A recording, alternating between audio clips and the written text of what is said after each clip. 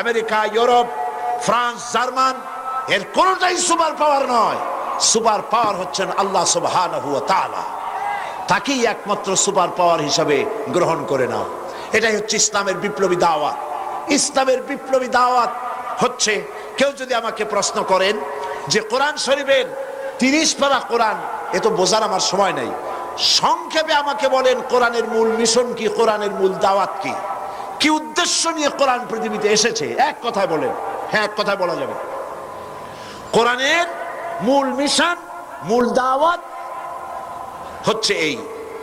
আল্লাহ রাব্বুল আলামিন বলেন, ইয়া আইয়ুহান নাসু উবুদু রাব্বাকুমুল্লাযী খালাকাকুম ওয়াল্লাযীনা মিন ক্বাবলিকুম লাআল্লাকুম তাত্তাকুন।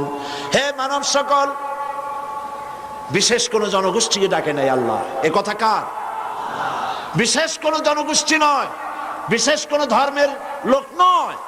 আল্লাহ দাওয়াত দিচ্ছেন সার্বজনীন, কারণ আল্লাহ পাক শুধু মুসলমানদের আল্লাহ নন। আপনারা কি মনে করেন আল্লাহ কি শুধু মুসলমানদের আল্লাহ? আমরা কি সূরা ফাতিহা এরকম পড়ি, আলহামদুলিল্লাহি রাব্বিল মুসলিমিন, আলহামদুলিল্লাহি রাব্বিল আউলিয়া ওয়াল মুত্তাকিন, আলহামদুলিল্লাহি রাব্বিল মুরসালিন? কি পড়ি? আলহামদুলিল্লাহি রাব্বিল আলামিন। সবাই পড়েন আলহামদুলিল্লাহি রাব্বিল আলামিন। আমি সেই আল্লাহর প্রশংসা করি যিনি তামাম জাহানের রব। প্রশংসা কেবলমাত্র তারই হবে। প্রশংসা কার হবে? পার্লামেন্টে যতদিন আমরা যেতাম, পার্লামেন্টে যত বক্তৃতা শুনলাম, সবাই দাঁড়িয়েই শুরু করে, আমি স্মরণ করছি 1000 বছরের অমুককে, আমি স্মরণ করছি আমার নেতাকে। এ কি মুসলমানের আচরণ হওয়া উচিত? আমি অপেক্ষা করতেছিলাম আমার সময় কখন আসবে। আমাকে যখন স্পিকার সাহেব সময় দিলেন, আমি আল্লাহর শুকর আদায় করি যে কয়েকদিন পার্লামেন্টে গেছি, যতবার কথা বলেছি আমার আল্লাহর কথা বলেছি, আমার রাসূলের কথা বলেছি। আমি পার্লামেন্টে যখন সময় পেলাম, আমি দাঁড়িয়ে বললাম, আমি প্রশংসা করি, আমি স্মরণ করি, হৃদয়ের সবটুকুন আবেগ উজাড় করে, সমস্ত শ্রদ্ধা একত্রিত করে আমি স্মরণ করি। যখন আমি বলতেছিলাম, তখন লক্ষ্য করলাম তারা বোধহয় চিন্তা করতেছে কোন নেতার নাম কই। আমি বললাম, আমি আমার হৃদয়ের সবটুকুন আবেগ উজাড় করে স্মরণ করি ওই বিশাল আকাশের মালিক, বিস্তীর্ণ জমিনের মালিক আমার আল্লাহ রাব্বুল আলামিনকে স্মরণ করি। পার্লামেন্টে সেই দিন আমি সব থেকে বেশি পরিতৃপ্ত হয়েছিলাম, কারণ আমি আমার আল্লাহর নাম পার্লামেন্টে চিৎকার দিয়ে বলতে পেরেছি। সুতরাং সেই আল্লাহ রাব্বুল আলামিন, তিনি শুধু মুসলমানদের আল্লাহ নন, তিনি সমস্ত সৃষ্টি জগতের স্রষ্টা। কাজেই তার দাওয়াত শুধু মুসলমানদের জন্য এখানে নয়, কোরআনের মূল দাওয়াত গোটা বিশ্বের সমস্ত মানুষের জন্য। সুবহানাল্লাহ বলেন। সেটা কি? ইয়া আইয়ুহান নাস, হে মানব মণ্ডলী, উবুদু রাব্বাকুম, আয় আতিউ রাব্বাকুম, ইবাদত করো, দাসত্ব করো, গোলামি করো, আনুগত্য করো তোমার রবের। কোন রব? যিনি তোমাকে সৃষ্টি করেছেন, তোমাদের পূর্বপুরুষদেরও যিনি সৃষ্টি করেছেন, তার ইবাদত করো। ইবাদত মানে কি? গোলামি। বলুন, ইবাদত মানে কি? গোলামি।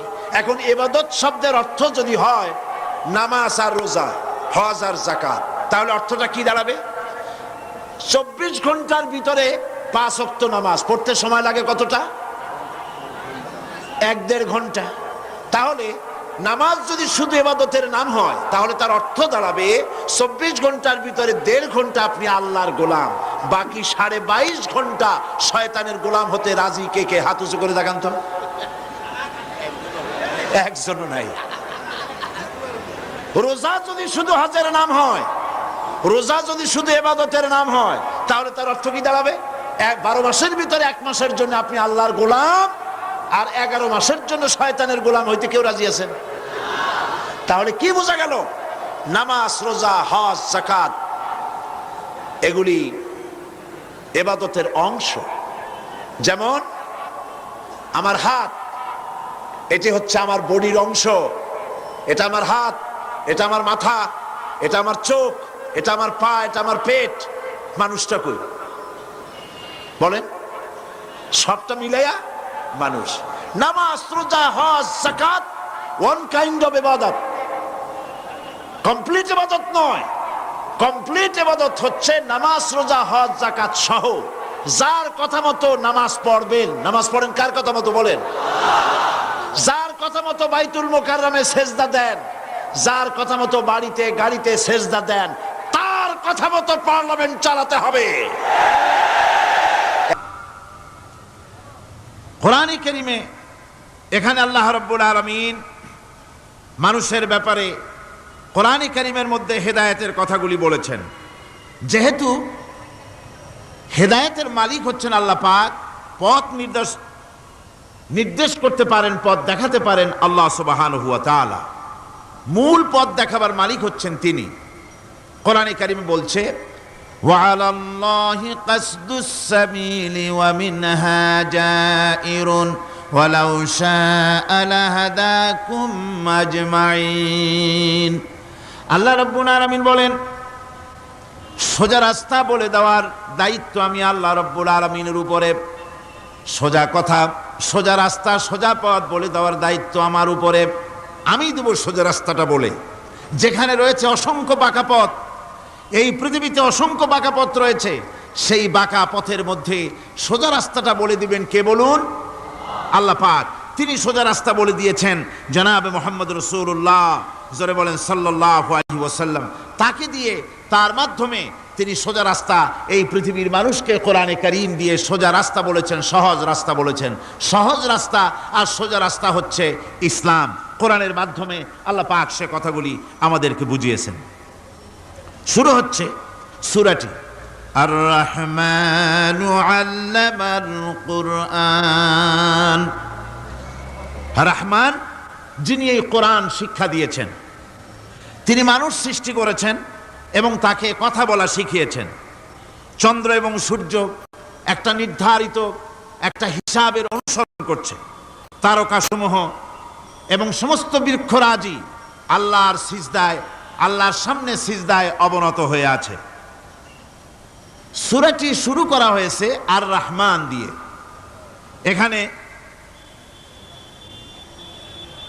এর অর্থ এই নয় যে কোরআন শরীফকে রাসূল করিম সাল্লাল্লাহু আলাইহি ওয়াসাল্লাম কোরআনের শিক্ষা রাসূলের শিক্ষা নয়, বরং আল্লাহর শিক্ষা। কোরআনের শিক্ষাটা কার? আল্লাহর শিক্ষা। এই কথা বোঝাবার জন্য আল্লাহর একটি সিফাতি নামের পরিবর্তে, আল্লাহ পাকের জাতি নামের পরিবর্তে সিফাতি নামের প্রয়োজন ছিল না। কিন্তু আল্লাহ পাক এখানে সিফাতি নাম রহমান ব্যবহার করলেন কেন? এটা তো এমনও হতে পারত আর রাজ্জাকু আল্লামাল কোরআন, আস-সাত্তারু আল্লামাল কোরআন, আল গাফফারু আল্লামাল কোরআন। এভাবে তো আল্লাহ পাকের অনেকগুলি সিফাতি নাম আছে, সে নাম দিয়েও তো শুরু হতে পারত। কিন্তু আল্লাহ পাক তা করেননি।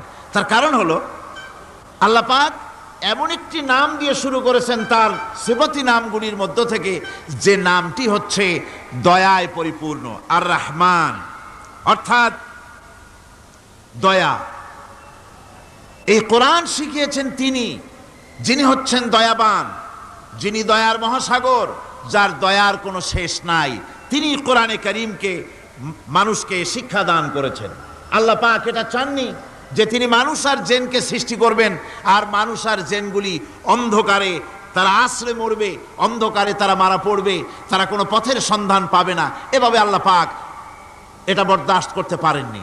তাই তিনি কোরআন মানুষকে শিক্ষা দিয়েছেন, এমন এক কোরআন দিয়েছেন দয়া করে, যে কোরআনের উপরে নির্ভর করে ত্রুটিমুক্ত জীবনযাপনের, যে কোরআনের উপরে নির্ভর করে পরকালের কল্যাণ, যে কোরআনের উপরে নির্ভর করে এই পৃথিবীতে সুখ, শান্তি, স্থিতিশীলতা, এই পৃথিবীর স্বস্তি, এই পৃথিবীর আরাম, এ সব কিছু নির্ভর করে কোরআনের শিক্ষার উপরে। সেই জন্য আল্লাহ রাব্বুল আলামিন কোরআনে কারীম শিক্ষা দিয়েছেন, তাই তার আগে তিনি তার নামকে বলেছেন রহমান। এ কোরআন শিক্ষা দিয়েছেন কে? রহমান। কে শিক্ষা দিয়েছেন? সবাই বলুন, কে দিয়েছেন শিক্ষা? রহমান এ কোরআন শিক্ষা দিয়েছেন। আল্লাহর তাবৎ সৃষ্টির দিকে তাকালে, আল্লাহর পুরা সৃষ্টি জগতের দিকে যদি আমরা তাকাই, তাহলে আমরা দেখতে পাবো যে সমস্ত কিছুই, যা কিছু আমরা দেখতে পাই, এ সব কিছুই আল্লাহ পাক একটা কুদরত দিয়ে, রহমত দিয়ে, মহব্বত দিয়ে, স্নেহ দিয়ে তিনি সৃষ্টি করেছেন মানুষের জন্য, সৃষ্টি জগতের জন্য ভালোবাসায় পরিপূর্ণ করে মানুষকে তা তিনি দান করেছেন। যেমন অন্য আয়াতের মধ্যে আল্লাহ পাক বলছেন, وَسَخَّرَ لَكُم مَّا فِي السَّمَاوَاتِ وَمَا فِي الْأَرْضِ। এই পৃথিবীতে যা কিছু তোমরা দেখতে পাও, এ সব কিছুকে তোমার অনুগত করে দেওয়া হয়েছে, যাতে করে তোমার সাহায্য করতে পারে, তোমার সহযোগিতা করতে পারে। এজন্য আমি সব কিছুকেই সৃষ্টি করেছি। সাখারা শব্দের অর্থ হচ্ছে যে আমি সবগুলিকে তোমাদের অনুগত করে দিয়েছি, যাতে করে তোমাদের অনুগত থাকে, অর্থাৎ তোমরা তাদের এই সমস্ত জিনিস দিয়ে তোমরা কাজ নিতে পারো। পানির উপর দিয়ে তোমরা যেন নৌকা চালাতে পারো, স্টিমার চালাতে পারো, পানি অনুগত করা হয়েছে, বাতাসকে অনুগত করা হয়েছে। পৃথিবীর সব কিছুকেই আমি অনুগত করে দিয়েছি তোমাদের, যাতে করে তার দ্বারা তোমরা কাজ নিতে পারো। অন্যত্র আল্লাহ বলছেন, আল্লাহুল্লাযী খালাকাস সামাওয়াতি ওয়াল আরদা ওয়া আনজালা মিনাস সামাই মাআন ফাআখরাজা বিহি মিনাস সামারাতি রিজকান লাকুম। আল্লাহ হচ্ছেন তিনি, আল্লাহ রাব্বুল আলামিন হচ্ছেন তিনি, যিনি আকাশ সৃষ্টি করেছেন, যিনি জমিন সৃষ্টি করেছেন, এবং ঊর্ধ্বদেশ থেকে, মেঘমালা থেকে তোমাদের জন্য বৃষ্টি বর্ষণ করেছেন, এবং সেই বৃষ্টি দিয়ে মাটির ভিতর থেকে ফসল উদ্গত করে তোমাদের খাবারের বন্দোবস্ত করেছেন। তিনি হচ্ছেন আল্লাহ পাক। তার দয়া পৃথিবীর সব জায়গায় ছড়িয়ে আছে। তার দয়া নাই, রহমত নাই, এমন কোনো জায়গা নাই, এমন কোনো সৃষ্টি নাই। মানুষের জন্য যা কিছু প্রয়োজন তিনি তার দয়া দিয়ে, রহমত দিয়ে তিনি তার সৃষ্টি করে দিয়েছেন। আল্লাহ পাক বলছেন, ওয়াসাখখারা লাকুমুশ শামসা ওয়াল কামারা দাইবিনা ওয়াসাখখারা লাকুমুল লাইলা ওয়ান নাহার। যিনি চন্দ্র সূর্যকে সৃষ্টি করেছেন এবং এগুলিকে নিয়ন্ত্রিত করেছেন, চাঁদ সূর্যকে সৃষ্টি করে নিয়ন্ত্রিত করে দিয়েছেন, তোমাদের সমস্ত প্রয়োজন তিনি মিটিয়ে দিয়েছেন। দেখুন, চাঁদ এবং সূর্যকে আল্লাহ পাক সৃষ্টি করেছেন এবং একটা রহমত, একটা কুদরত সেই চাঁদ সূর্যের মধ্যে দান করেছেন।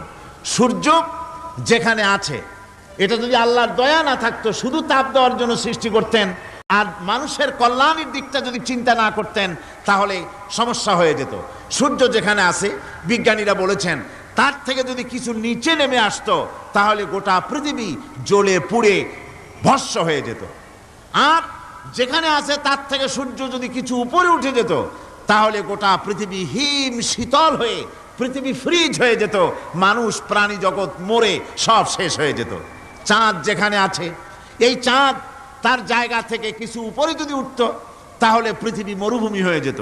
আর যেখানে আছে তার থেকে কিছু নিচে যদি আসতো, তাহলে গোটা পৃথিবী পানি, সমুদ্রের পানি, নদীর পানিগুলি প্লাবিত হয়ে, ওভারফ্লো হয়ে, উচ্ছ্বসিত হয়ে গোটা পৃথিবীকে প্লাবিত করে দিত, ডুবাই দিত, সব শেষ হয়ে যেত। তাহলে আমরা দেখতে পাচ্ছি, শুধু সৃষ্টি নয়, সৃষ্টিও করেছেন এবং প্রত্যেকটি সৃষ্টির পেছনে তার দয়া কাজ করেছে, তার কুদরত কাজ করেছে, যাতে করে মানুষের জন্য সুবিধা হয়, মানুষের জন্য উপকার হয়। অন্য আয়াতে আল্লাহ পাক বলেন, وآتاكم من كل سألتموه وإن تعدوا نعمة الله لا تحصوها। আল্লাহ পাক বলেন, তিনি তোমাদের প্রতি এত দয়াবান, আল্লাহ তোমাদের প্রতি এত দয়া রাখেন, এত মেহেরবানি করেন যে তোমাদের সমস্ত চাহিদা তিনি পূরণ করেছেন। তোমাদের জীবনে যা দরকার সব তিনি পূরণ করেছেন, এত পূরণ করেছেন, তোমরা যদি আল্লাহ পাকের নেয়ামতগুলি যদি গণনা করো, ওয়া ইন তাউদ্দু নি'মাতাল্লাহি লা তুহসুহা, আমার নিয়ামতগুলি যদি গুনতে থাকো, গুনে গুনে আমার নিয়ামত শেষ করতে পারবে না। সুবহানাল্লাহ বিহামদি। আমার নিয়ামত গুনে শেষ করতে পারবে না, এত নিয়ামত আমি আল্লাহ রাব্বুল আলামিন দান করেছি। সুতরাং প্রকৃত কথা হচ্ছেই যে মানুষ বড় অকৃতজ্ঞ, মানুষ সমস্ত নিয়ামতকে, নিয়ামতের শুকর আদায় করে না, নিয়ামত বোঝেও না। মানুষ ওই যে একটু আগে হযরত পীর সাহেব কেবল আপনাদের সামনে বলেছেন, মানুষ পশুর মতো, উলাইকা কাল আনাম, চোখ আছে, চোখ দিয়া সব দেখে, কিন্তু আল্লাহর নিয়ামতগুলি দেখে উপলব্ধি করার ক্ষমতা নাই। খায় জনমের খাওয়া, কিন্তু খাওয়ার পরে কার খানা খাইলো, কার দেওয়া খানা খেলো, এরপরে এতটুকুন শুকরিয়াও আদায় করে না। তো চোখ থাকতে দেখে না, অন্তর থাকতে চিন্তা করে না, কান থাকতে হক শোনে না। আল্লাহ পাক বলেছেন উলাইকা কাল আনাম, এরা হলো জানোয়ারের মতো। কিসের মতো বলুন? আল্লাহ বলেন না বালহুম আদাল, শুধু জানোয়ারের মতো না, বরং জানোয়ারের চাইতেও নিকৃষ্ট। জোরে কর নাউজুবিল্লাহ। যাদের চোখ থাকতে দেখলো না, কান থাকতে শুনলো না, অন্তঃকরণ থাকতে বিবেচনা করলো না, এরা চতুষ্পদ জানোয়ারের মতো। আল্লাহ পাক বলছেন আর রহমান আল্লামাল কোরআন, এ কোরআন শিক্ষা দিয়েছেন রহমান, যিনি দয়ার সাগর, যিনি মানুষের সব প্রয়োজন মিটিয়েছেন। কোরআনের মতো একটা বড় প্রয়োজন তিনি মিটাবেন না, তা কি হতে পারে? জোরে কোন হতে পারে? মানুষ সৃষ্টি করলেন, অথচ মানুষের চলার পথ দিলেন না। মানুষ সৃষ্টি করলেন, মানুষ কোন পথে চলবে, কি করলে আল্লাহ রাজি হবেন, কি করলে বেহেশতে যাব, কি করলে শান্তিতে থাকবো দুনিয়ায়, এর কোনো পরিকল্পনা তিনি দিলেন না। তিনি শুধু বললেন নামাজ পড়ো, রোজা রাখো, আর তা যদি না করো কিয়ামতে জাহান্নামে যাবা। আল্লাহ কি এইভাবে জালিম? আল্লাহ এরকম জালিম? ওয়ামাল্লাহু বিযাল্লামিল লিল আবিদ। আল্লাহ পাক বলেছেন আমি আমার বান্দার জন্য জালিম নই, আমি বান্দার উপর জুলম করি না। আল্লাহ পাক রহমান, তিনি আমাদের পথ দেখিয়েছেন। তিনি কি সুন্দর, কত রহমত তার, কত দয়া। রহমান নাম দিয়ে সূরাটি শুরু করেছেন। এ কোরআন শিক্ষা দিয়েছেন তিনি, যিনি দয়াবান। আল্লাহ রাব্বুল আলামিন বলেন আল্লাযী জাআলা লাকুমুল আরদা মাহাদান ওয়া জাআলা লাকুম ফীহা সুবুলান লাআল্লাকুম তাহতাদুন। তিনি আল্লাহ যিনি তোমাদের জন্য এই পৃথিবীটাকে সমতল করেছেন, এই পৃথিবীটাকে সুন্দর করেছেন, সমতল করে দিয়েছেন। আর তোমাদের চলার জন্য তিনি রাস্তা তৈরি করেছেন, সমতল জমিনের উপরে করে দিয়েছেন, পৃথিবীটাকে সমতল করেছেন, মাটিটাকে সুন্দর করেছেন, রহমত করেছেন। তিনি পৃথিবীর মানুষকে বসবাসের জন্য একটা পৃথিবী বানালেন, কিন্তু সেই পৃথিবীতে সেই মাটিটা এমন হলো যেখানে এত শক্ত যা বিল্ডিং করা যায় না, যেখানে মাটি খোসা যায় না, জমিন চাষ করা যায় না। জমিন কি এরকম শক্ত? জোরে বলেন এরকম শক্ত? এরকম শক্ত না। আবার বৃষ্টি পড়লে যে কাদা হয়, ওই রকম যদি জনমের মতো আল্লাহ কাদা বানায় দিতেন যে মানুষ দাঁড়াইতেই পারে না, কাদার মধ্যে ডুবে যায়, এরকম যদি অবস্থা হতো, তাহলে এই পৃথিবীর এই জমিনের উপরে মানুষ বাড়ি ঘর বানাইতে পারতো না। ঠিক কিনা কন? আল্লাহ পাক বলছেন আমি একটা ভারসাম্যের মাধ্যমে এই পৃথিবীকে, এই জমিনকে সৃষ্টি করছি, এবং এই জমিন যেন তোমাকে নিয়ে নড়াচড়া করতে না পারে সেজন্য আমি পাহাড় দিয়েছি। পাহাড়গুলিকে কিলকের মতো, পেরেকের মতো খিল মেরে দিয়ে পৃথিবীটার ভারসাম্য রক্ষা করেছি, যাতে করে তোমাকে নিয়ে টালমাটাল হতে না পারে। এই সুন্দর করে পৃথিবীটা বানালাম।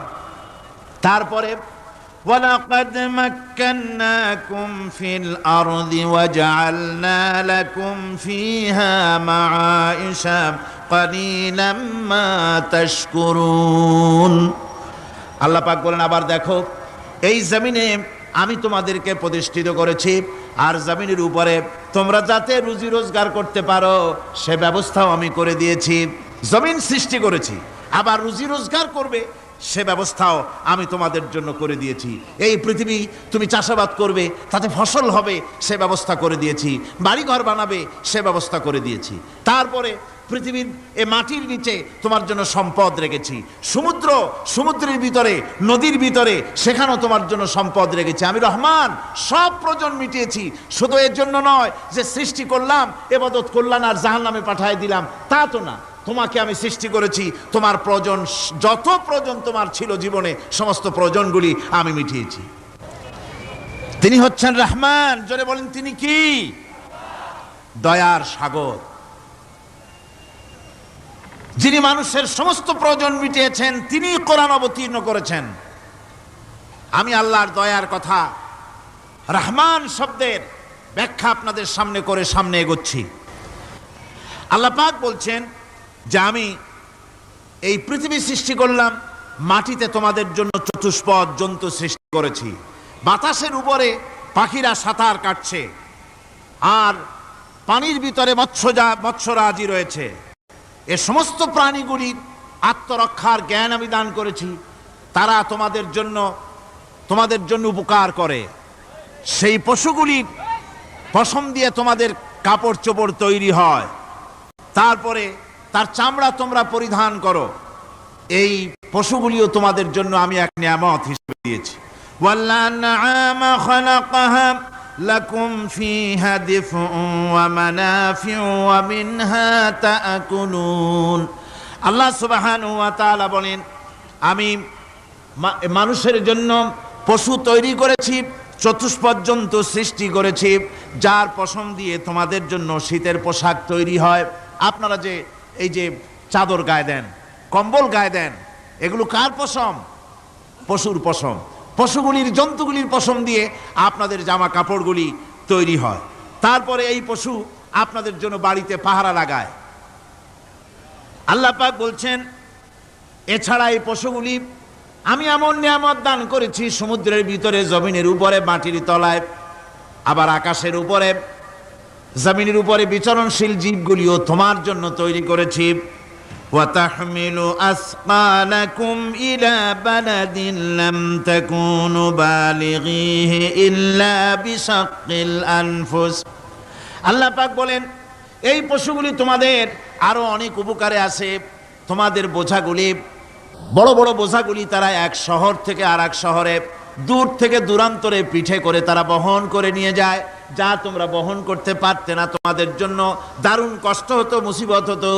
এই ধরনের বোঝাগুলি, পশুগুলি তোমাদের জন্য বহন করে নিয়ে যায়। গাধা, ঘোড়া, হাতি আপনাদের বোঝাগুলিকে, বিরাট বিরাট বোঝা যা টানতে ট্রাক লাগে, মানুষের জন্য কষ্ট হয়, এই বোঝাগুলিও এই পশুর দ্বারা আল্লাহ পাক বহন করায় থাকেন। আল্লাহ পাক বলছেন, ইন্না রাব্বাকুম লারাউফুর রহিম। নিশ্চয়ই তোমাদের রব, তিনি তোমাদের প্রতি অত্যন্ত দয়াশীল, তার দয়া পৃথিবীর চতুর্দিকে ছড়িয়ে আছে। তিনি আমাদেরকে এ কোরআন নাজিল করেছেন, এ কোরআন আমাদেরকে শিক্ষা দিয়েছেন এমন এক রহমান, যার দয়া পৃথিবীর চতুর্দিকে সর্বত্র ছড়িয়ে আছে। আল্লাহর দয়া চতুর্দিকে কি ছড়িয়ে আছে কোন? আল্লাহর দয়া, আল্লাহর মোহব্বত, আল্লাহর করুণা সর্বত্র ছড়িয়ে আছে। আল্লাহ পাক বলছেন, পশু সৃষ্টি করলাম, পশুগুলি তোমাকে পাহারা দিল, তার গোশত তোমরা খেলে, তাকে দিয়ে তোমরা মাল বহন করলে, তার পশম দিয়ে জামা কাপড় বানালে। আরো দেখো কি করলাম এই পশু দিয়ে, ওয়া ইন্না লাকুম ফিল আনআমি লাইবরা নুসকিকুম মিম্মা ফি বুতুনিহি মিন বাইনি ফারসিন ওয়া দামিন লাবানান খালিসান সাইগান লিশ-শারিবিন। আল্লাহ রাব্বুল আলামিন বলেন, চতুষ্পদ জীবের মধ্যে বুদ্ধিমান ব্যক্তিদের জন্য নিদর্শন রয়েছে। যারা বুদ্ধিমান তাদের জন্য নিদর্শন রয়েছে। দেখো, তোমার গাভীগুলি, এগুলি জমিনের ঘাস খেলো, এই ঘাস খাওয়ার পর তার শরীরের ভিতরে রক্ত তৈরি হলো, পেশাব হলো, ময়লা হলো। সেই পেশাব, ময়লা, রক্ত ইত্যাদির ভেতর থেকে আমি তোমাদের জন্য দুধ তৈরি করে দিলাম। যেখান থেকে পেশাব বের হলো, পায়খানা বের হলো, তার পাশের থেকে স্বচ্ছ, সুন্দর, সুমিষ্ট, সুস্বাদু দুধ আমি তোমাদের জন্য বের করে দিলাম। সুবহানাল্লাহ বিহামদিহি।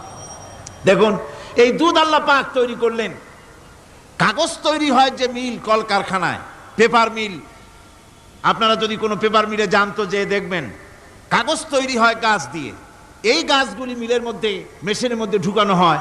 মেশিনের ভিতরে গাছটা ঢুকে মেশিনের তাপে, বৈদ্যুতিক তাপে এই গাছগুলি গলে যায়, পানি হয়ে যায়। তারপরে ছাকনা থাকে, নেট থাকে, কয়েকটা নেট থাকে। সেই ছাকনাগুলির ভিতর থেকে ছেঁকে এরপরে সেই পানিটা চলে আসে প্লেটের উপরে, এসে আস্তে আস্তে শক্ত হতে হতে সেটা কাগজে পরিণত হয়ে যায়, পানিটা আস্তে আস্তে কাগজে পরিণত হয়ে যায়। তো এই কাগজ তৈরি করতে গিয়ে কাগজটা থেকে যে ছাকনাগুলি দেওয়া হলো, নেট দেওয়া হলো, যাতে করে কোনো আবর্জনা না যায়, সেজন্য এতগুলি নেট সিস্টেম আছে, এতগুলি ছাকনার সিস্টেম আছে। কিন্তু তারপরেও এত সাবধানতা সত্ত্বেও আমরা দেখি কাগজে লিখতে গেলে কাগজের মধ্যে নিপের সাথে অ্যাক্সিডেন্ট হয়ে যায়, এ ধরনের আবর্জনা কাগজের মধ্যে দুই একটা থেকে যায়, অনেক কাগজের মধ্যে এরকম পাওয়া যায়, যায় কিনা ভাই? এবার আপনি দেখেন, কাগজ তৈরি করার জন্য মিল কলকারখানার ভিতরে পেপার মিলে এতগুলো নেটের ব্যবস্থা থাকে, ছাকনার ব্যবস্থা থাকে, তারপরেও আবর্জনা কিছু কাগজের মধ্যে চলে আসে, দুই একটা থেকে যায়। কিন্তু ঘাস খেলো, কুটা খেলো, খড় খেলো, ভুসি খেলো, তুষি খেলো, গাবিতে খেলো, খাওয়ার পরে আল্লাহ রাব্বুল আলামিন এ দিয়ে দুধ বানালেন, এ দিয়ে পায়খানা হলো, পেশাব হলো, রক্ত হলো। দুধ যখন দহন করলেন, দুধ দহন করার সময় একটা ঘাসের কণাও কি তার মধ্যে পেয়েছেন? পাওয়া গেছে? যায় নাই। অথচ দুধ থাকে যে বাটের মধ্যে, ওটা কি বলেন? ওলান বলে নাকি? যে ওলানের ভিতরে দুধ থাকে, ওইটা কাটে দেখেন, জবাহ করে, গরু জবাহ করে ওলানটা কাটে দেখেন, ওর ভিতরে কোনো নেট আছে, কোনো জাল আছে, কোনো ছাকনার ব্যবস্থা আছে? কিচ্ছু নাই। সুবহানাল্লাহ কইতে ইচ্ছে করে না ভাইরা? আল্লাহ রাব্বুল আলামিন বলেন, এইভাবে করে পশুর ভিতরে তোমার জন্য কত, এক পশুতে কত উপকার করলাম, গোশত খাওয়ালাম, চামড়া দিয়া জামা বানায় দিলাম। প্রচন্ড শীত পড়ে যেখানে, কানাডায়, ইউরোপে, আমেরিকায় প্রচন্ড শীত পড়ে কোনো কোনো এলাকায়। দক্ষিণ আমেরিকায় কানাডার একটা এলাকা আছে যেখানে এবার আমি সফর করে এসেছি। 12 মাস বরফ পড়ে সেখানে, বরফ আর বরফ ছাড়া কিছু নাই, সমস্ত রাস্তাঘাট সব বরফ আর বরফ। সেখানে এই প্রচন্ড শীতের ভিতরে মানুষ কিভাবে থাকবে? সুতা দিয়া তৈরি করা কাপড়ে শীত কিছুতেই মানতে পারে না। আমি তো গেছি এমন এক জায়গায়, কানাডা এবং আমেরিকায় যেখানে ছিলাম, সেখানে শীত ছিল -11 টেম্পারেচার, -11। এখন বোঝেন যে ঠান্ডাটা কি পরিমাণ। মুখের থেকে থুতু ফেললে আপনি চেহারা ফিরাতে পারবেন না, এর মধ্যে আপনার থুতু বরফ হয়ে যাচ্ছে। এই রকমের প্রচন্ড ঠান্ডায় সব রকমের কাপড় চোপড় যা ছিল এগুলো সব কিনে গায়ে দিয়ে আমি 1 জন 3 জন হয়ে গেছি ফুলিয়া। তারপরেও আমার মনে হচ্ছে ঠান্ডা আমার হাত দিয়ে স্পর্শ করতেছে। তাহলে বরফের দেশ যেটা, এস্কিমোরা যেখানে বাস করে, সেই মানুষগুলির অবস্থা কি? ওই এস্কিমোরা যেখানে বাস করবে, 12 মাস যেখানে বরফ পড়বে, ওই জায়গার মানুষগুলো কি করে, কি গায়ে দিয়া বাঁচবে? এ পরিকল্পনা, এই চিন্তা দুনিয়ায় কেউ করে নাই, রহমান করেছেন। আল্লাহ রাব্বুল আলামিন পশু তৈরি করেছেন, পশুর গায়ে পশম দিয়েছেন, চামড়া দিয়েছেন, সেই জায়গার মানুষগুলি চামড়া দিয়া জামা তৈরি করে গায়ে লাগায়, শীত ঢোকে না। সুবহানাল্লাহ বিহামদিহি।